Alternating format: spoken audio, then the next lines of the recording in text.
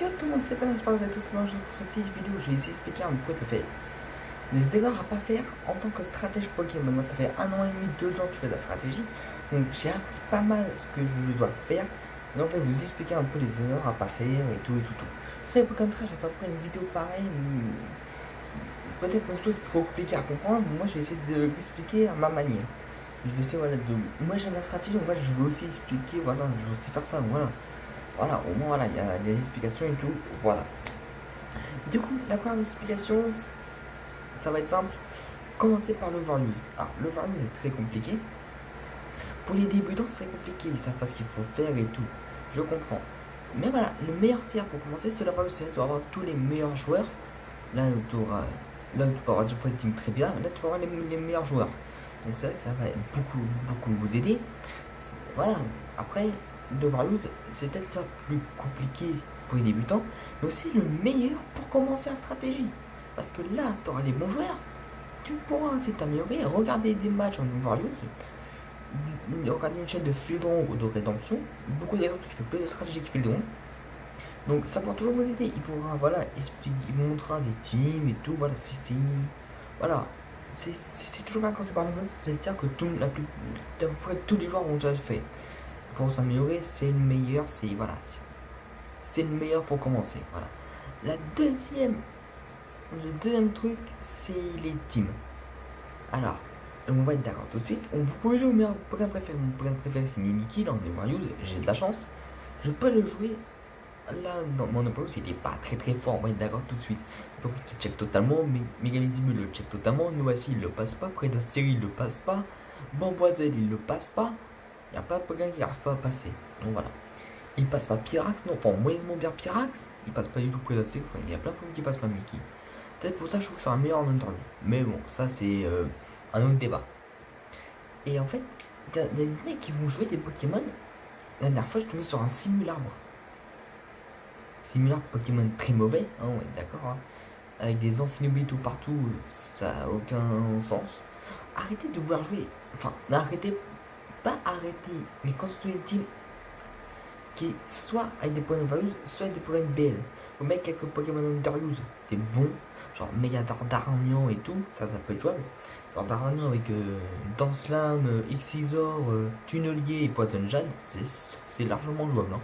Voilà. Arrêtez de pouvoir jouer des Pokémon que vous savez qui sont nuls. Aquali en Everuse, il est nul. Hein.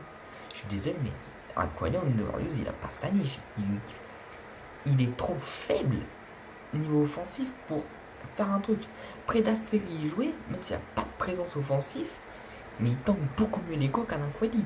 Et même il a un meilleur double type, il a un meilleur moveset, il a toxique, il a épictoxique, il a ébullition, il a buée noire, qui a plein de trucs Predasteri. Aquali a ébullition, soin, abri, toxique.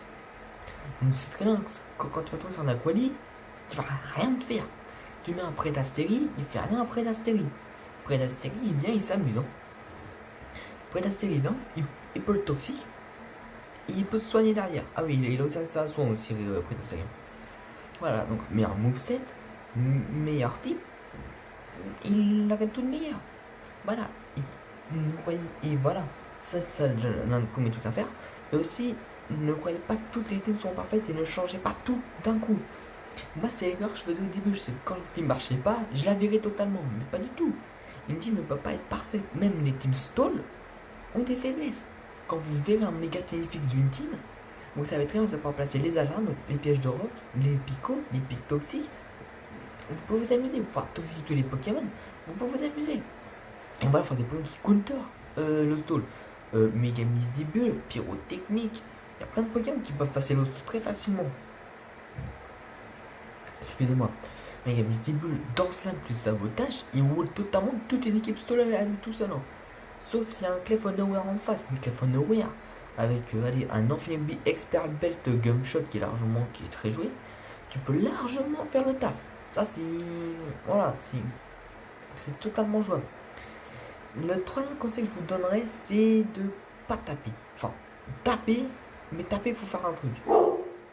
Les noobs, quand ils voient qu'un truc, ils vont que taper. Il n'y aura jamais de toxique, il n'y aura jamais de piégeur, il n'y aura jamais de picot, il n'y aura jamais de joueur, il n'y aura jamais de défaut.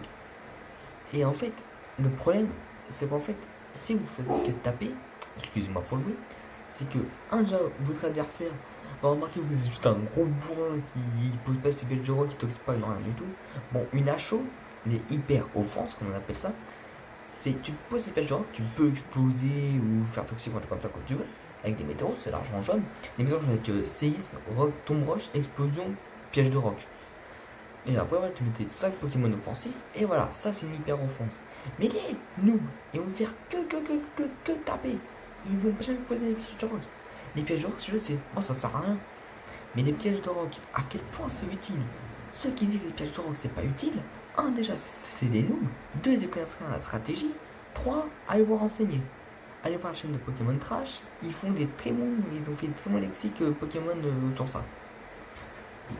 En fait, si les pièges de rock font bien plus de dégâts que Ultra Laser. Ultra Laser qui est pas une très bonne attaque, on va d'accord tout de suite. C'est Ultra Laser, t'as besoin d'un temps de recharge, le mec il peut switcher sur son beau Pokémon et faire salut, tu me fais rien, allez au revoir. La seule façon d'utiliser Ultra Laser, c'est dans le Z-Move normal. Le Z-Move normal est très joué sur Fragile ID, Quiver Dance, Sleep Powder, Petal Blizzard, si je ne me trompe pas, et Ultra Laser, Z-Move normal. Voilà, ça c'est joué ça. Majaspic aussi était joué comme ça, avec Defog, Glare, Dragon Pulse et non.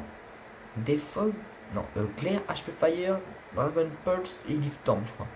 Si je me trompe pas. Mais voilà, c'est très intéressant, voilà. C'est ce qu'il faut faire, faut pas taper pour rien. C'est vraiment un des conseils que je vous donne de plus. Quatrième conseil que je vous donnerai, c'est quand vous avez un mauvais match-up, essayez quand même. Faut pas abandonner, même si vous avez un mauvais match-up, essayez. Sauf si votre team passe pas du tout stall. Si votre team passe pas stall, on fight. Ça c'est voilà. Si vous n'avez pas de pyrotechnique de Mamouchou avec le métronome, qui est un bon counter au sol, et d'un pyrotechnique, CM, clonage, CM, ballon, Fireblast, si je ne me trompe pas, ça passe totalement stall. Donc voilà, c'est très intéressant, faut faire gaffe.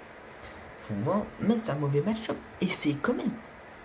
Voilà, ça t'apportera, ça t'aidera beaucoup, ça on va dire, ça t'aidera énormément à progresser, à voir ce que ta team n'arrive pas à passer, peut-être pouvoir la changer pour essayer de passer un peu mieux.